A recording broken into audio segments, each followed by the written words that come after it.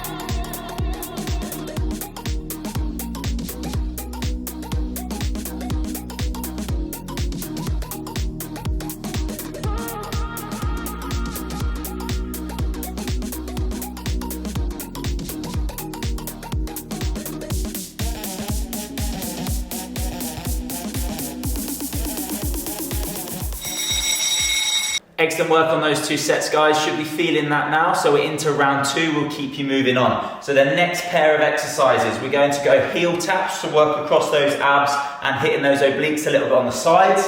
So hardest option, just getting those shoulders off the ground to engage those abs. We don't need to be up really high, just to flex the spine to switch those abs on. And then we're reaching for those heels side to side. So working the abs and just getting a bit of a squeeze in the obliques as well. If you want to make it easier, just stay a little bit lower. So we're still getting that reach in, but we're not coming up as high.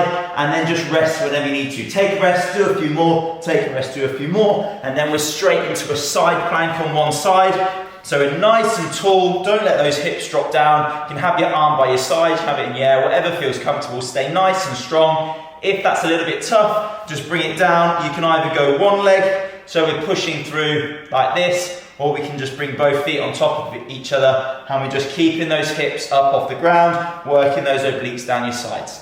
Okay, then we'll heel tap again and side plank on the other side. Let's get it.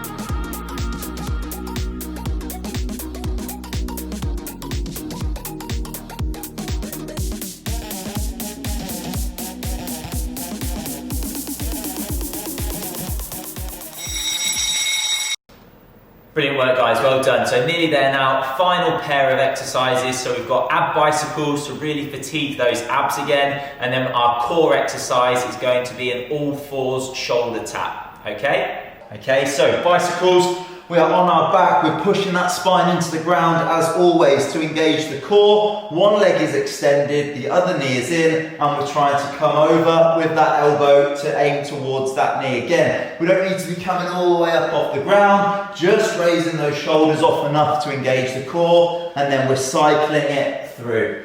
Okay, keep that core in nice and tight. If that's a bit tough, you can just stay a bit closer. As long as there's some intent to get those shoulders off and get that core off, just do not pull with your neck. Make sure you're pulling with those abs. Keep your eyes looking straight ahead if you need to. Okay, just squeeze that core.